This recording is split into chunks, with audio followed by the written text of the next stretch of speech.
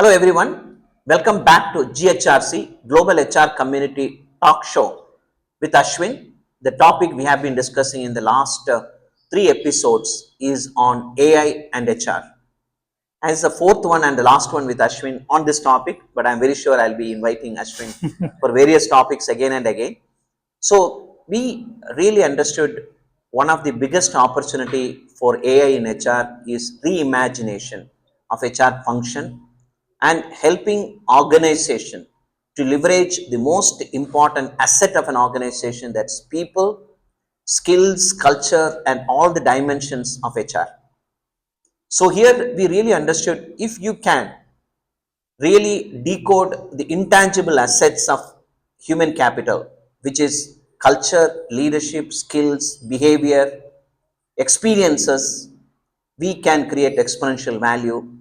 AI will give you a phenomenal opportunity to really leverage intangible, what you call discrete data, into tangible outcomes, which is exponential in nature. In the last episode, we are going to talk about little bit on the technology and how do you skill HR professionals or the technology professionals to work in the domain of HR, and also talk about some of the concerns we have been hearing with AI coming in, the data privacy, the bias, as well as the data security aspect when you do with the people related data.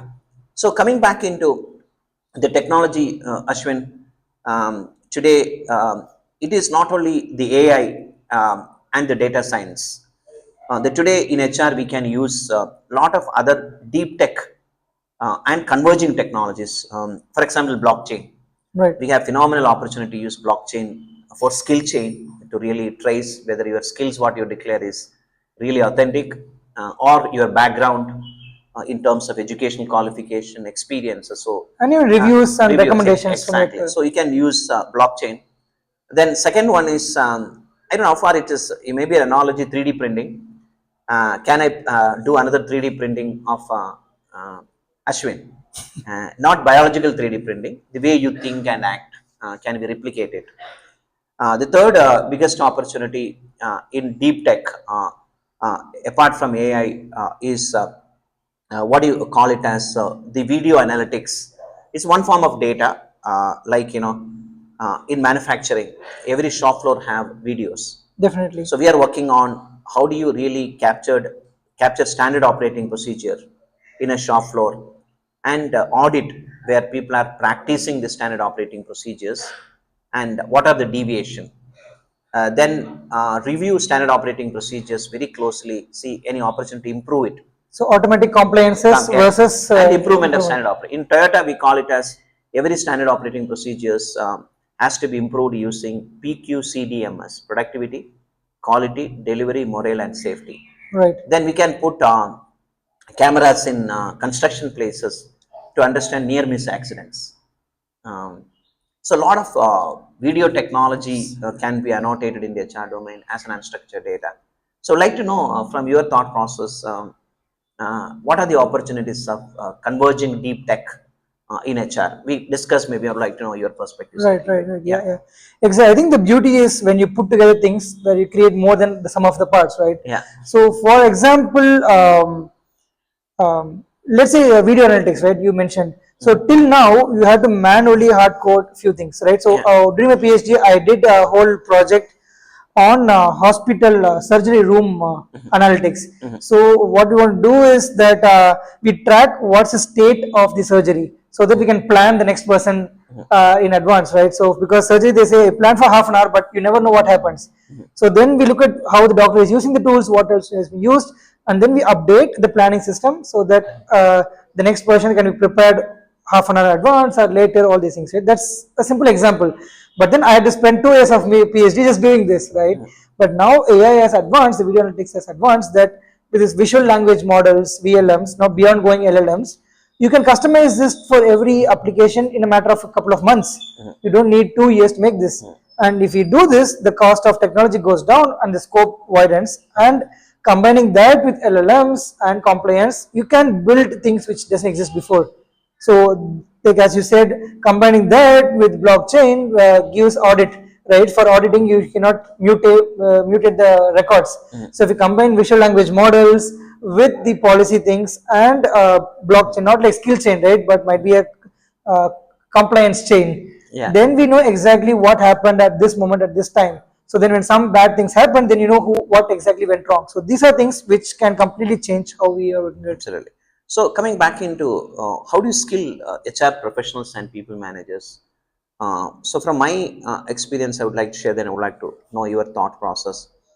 Skilling require today two important things. One is the HR domain itself. HR professionals need to be skilled. For Right. example, when I interact with the students and HR professional, I ask them, "Hey, do you know how to measure culture?" Very few people know. Then ask them, "Hey, have you read Competing Value Framework?" That's one of the book in my library I have, which is a beautiful book on measuring culture, or circumplex model in culture measurement, or the psychometrics what we mentioned, like demography, psychographies, like we have psychological tools like disc profiling, Thomas profiling. Then if you look at leadership assessments, apart from psychometric, there are very, very interesting leadership assessment tools are there. Right. Then if you really look at perceptions, emotions, these are psychology topic we need to. So one thing I always recommend HR professionals to learn the domain of HR. It is Definitely. not enough what we learn in MBA HR. You have to very go deep on these topics today. Just a very interesting way you can learn it. The Absolutely. second one is how do you learn AI? Say deadly combination of HR data science of domain of recruitment, culture, leadership. Then how do you use uh, statistics and maths in HR, like you mentioned earlier? How do you physics and maths are two important competencies. I was listening to Singularity University. One of the professor was talking. The two important curriculum should be incorporated in every discipline is physics and maths. Right, of course. You beautifully narrated that. How do you convert physical environment to mathematical problem and solution? It's so true in HR also. So that's one. How do you teach the HR data science, tangible, intangible, HR domain? That's what I'm going to work as part of the GHRC and the community what we are building here. Then throw from your side, how do you go about learning AI? Uh, some tips on that. Then we can converge both. Then we can create a very big impact. Yeah, Yeah. definitely, right. So as you said, like when I say people know how to use AI, there are two parts to it, right? How do you develop AI, understanding AI itself? Second thing is how do you apply that to your domain? There are two different parts, right? So you cannot, let's say, figure out how to apply in a domain without knowing the AI tools and the domain. So you need two independent parts and then converge them, right? That's the essence of how any HR should be skilled in the coming days to come, right? So rightly said, for that you need to get a deep understanding of what HR means itself, right? As you said, Absolutely. what is a culture, right? And the culture might be different from every company. So if you understand culture, you define the culture for different company, and then you give the AI like how do you measure these cultures, and then you do all the work for you, right? But measuring, converting is the art that you need to learn by oneself. Yeah. And my feeling, at least my experience, is not many people are good at that, and that's something people need to be really skilled at, like deep HR, what I would say, right? Absolutely. Deep Understand, like deep HR. Absolutely. understand HR very deeply, and people like you, people should learn like you, and people might be we should clone you, 3D print you, so people can learn at scale from what is HR, right? That's one big part. And the second thing is, not everybody has to learn the AI algorithms deeply, right? I don't expect HR people to learn back propagation, optimization, all this. It's not needed at all. But what's important is to understand even top level. What can this algorithm do? And what should I apply here, right? So that's why, example, I written a book saying that a neural network is like a shopping mall. There are small roadside malls, huge super malls, right? And then each algorithm is like you go to a shop, you ask what is it, they get back. But this is the kind of understanding you need to get, like a bird's eye picture of what AI is, what can it do, what can it not do, but also what algorithms can do, right? So if I talk about everybody talks about RAG these days, right? But RAG, like what can it do? It's very simple that okay, instead of just generating something, it takes a specific part of your document, generates from that, right? But if you know that, then you can apply directly to HR. And so then you can do two things in HR as a professional. One, you can craft new technologies like what we do in Matrika. You don't need just AI people. You need HR people who understand AI. Absolutely. And second is also while implementing in companies, right? Because it's very subjective, personal nature. You cannot just randomly put an algorithm. Even if Matrika we develop a lot, we cannot just let it stand alone in a company. The people in the company has to use it, train it, and evolve it.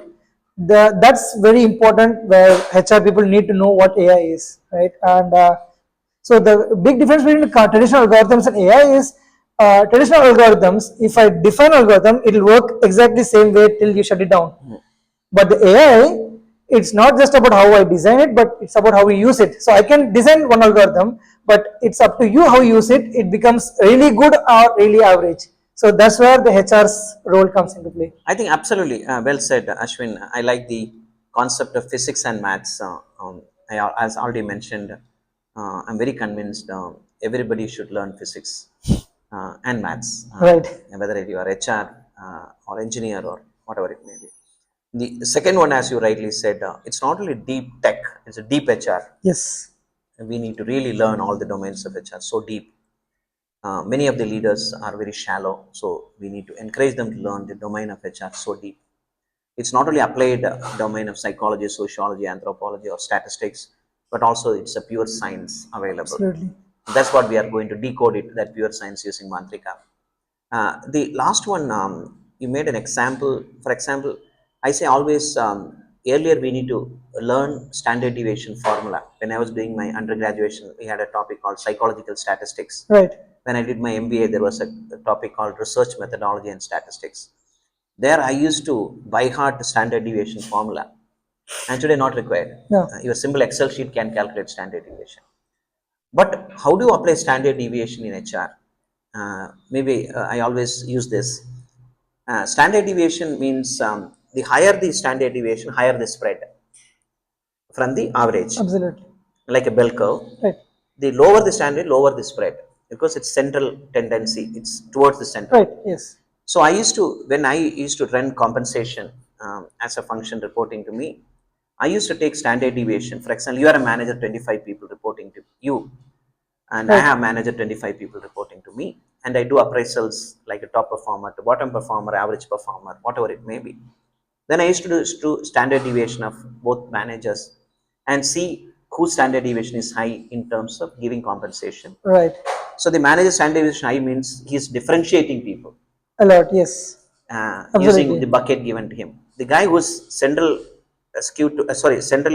tendency is there, he is not differentiating, he is socializing it. Right. He is giving everybody equal. Equal. Right. Yeah. So I used to question why you are not differentiating. That one metric is enough.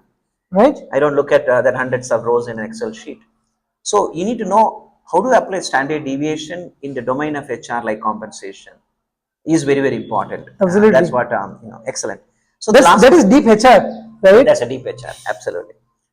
So now let me get into the ethics and compliance related things in HR, especially AI coming in. It's a double-edged sword. It can be used to stop some HR intervention using AI, which I've gone through. I was a victim of a leader. Whenever I come with any data related or AI related, I still no data privacy issues there, safe harbor data privacy related issues. How do you ensure that you are not biased? Human beings are biased. Absolutely. Nobody Yes. have any problem. Yeah. But when AI algorithm is biased, people have a problem. So tell me, what are the challenges and opportunity in ethics, data privacy, bias, Right. compliance, and everything? Lot, And what right. should we take care of it? Yes, you put it right. So, for example, this debate has been in autonomous cars for a long time, right? Yeah. So they say when autonomous cars driving, it's great. But what happens when it hits somebody, when an accident happens? Who is responsible, right? But the statistics they proved the autonomous cars are less doing accidents than humans. But we don't want to accept it, right? Same issue happens again in using data and analytics in HR, especially with bias, right? So, for example, let me elucidate an example of how bias can be wrong, right? So For example, AI, whatever, it's trained on existing data, right? It's nothing created new. It's just trained on existing data. So, for example, if you want to, if you're in the US, you want to hire a mid-level manager, right? By default, it will throw up a profile of a white person educated in an Ivy League there. It's not because AI is bad or biased. It's just traditionally only those people have been that role. So then it just says, okay, those are the people in that role. So if you want a new person in the role, I'll just, the CV looks at it, the same person just puts it up, right? So that's the real bias. I cannot blame AI for it, right? But that's something we should be very careful about. So that's why when you design algorithms, you should try to see what are the bias that could exist and explicitly bring it out that, hey, these are the bias aspects, I'll bring it out. It's up to humans to decide it, right? So that's when we'll grow. Otherwise, we'll keep shrinking because we'll keep going down the same loop of what happened before. We'll not create something new. That's the point of bias, I would say. And ethics comes down to how much do we trust AI technologies to just gauge a person completely, right? So at this stage, still, as I said, AI is there understanding text. It's not there to understand HR. What we are building in Mantrika is still bridging this gap between the real world and the AI world, right? We are building the physics of HR. We are building the physics engine of HR, right? And it still is not there. You cannot blindly trust what written in text to be a metric of the candidate's success. Right? Today, somebody who doesn't know anything about any technology can just go into a chat GPT or AI to say, hey, this is my CV and this is my job description, find out, give me a update my CV. Anybody can do it, right? Absolutely. But then you cannot just use that CV to just gauge if the candidate is good or not. So that are some ethics and tools we need to be factored in. How we do it is still a lot of discussion. It has to discuss and go, but it's not to be that, oh, there is ethical problem, we cannot use it. It's just to understand what are the ethical problems and address it. That's the only way to go ahead. Yeah. Right? And yeah, ethics, bias, and compliance. Right? Again, you can see these days data is leaked everywhere. Right? How do you protect it? Right? And that's where the confidence of deep tech comes in. Like, might be using blockchain, so nobody can just leak it out. You need a key to be there, right? And no personal data is leaked out because humans, both when candidates apply to you, but also when they come to you with real problems, they trust you. And if you break that trust, that's, let's say, that's the end of how the company is things, right? So how do you build in this trust factor with machines and humans together? That's something really a key to be discussed and evolved. And we need leaders like you to get into how do you bridge this gap with technology and what needs in the company to take this forward. It's an art. And I feel you actually need to have a research institute for HR in AI. So you should have a Mantrika University Absolutely. for That was the whole HR. idea. And that you well said. What we are doing is Mantrika way, like Toyota way, Right, yeah. IBM way, Google way. So the book we are writing, NN and myself, absolutely will be part of that. Is Mantrika way of managing HR. Perfect, That's research based, which have a lot of tools and methods. So let's conclude in this way, Ashwin. The debate which we discussed in the first episode, whether high touch and high tech, and I said I concluded high touch is only possible with high tech. Absolutely. The second debate we had over the last several months is A versus HI, and we concluded A and HI has to coexist. Absolutely. Then the last debate which we are going through is the debate on ethics, compliance, data privacy and everything. Absolutely, that is the cornerstone of any HR department: privacy, data privacy, trust, confidence. Then the bias, the prejudice, how do you overcome?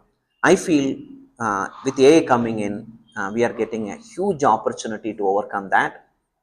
Your human bias, I cannot decode it.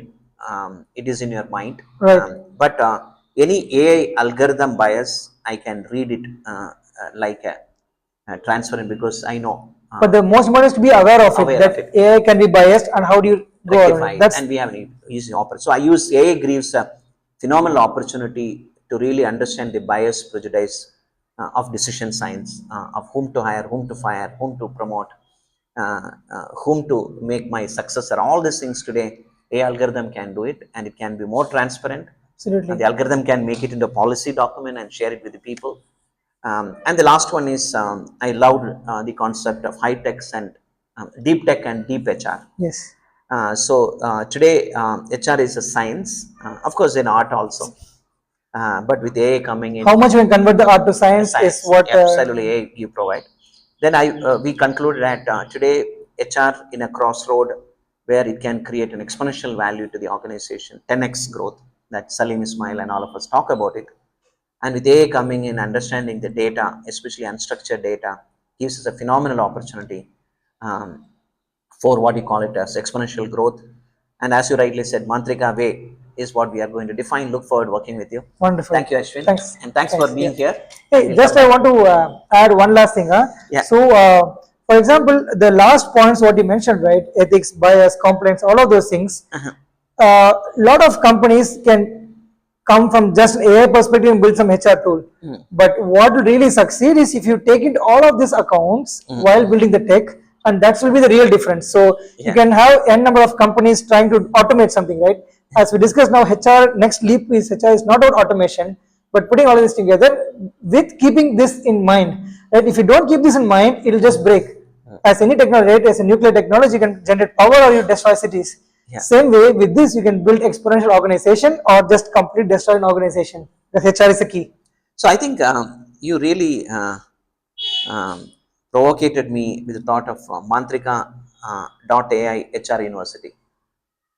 I think that was a very, I think you seeded in my mind. Let me think about it and let's get back on That's that. the beauty of discussions, right? You trigger things which are more what you don't have. It's great. Okay, thank you very Thanks. much. And we'll come back with more concepts.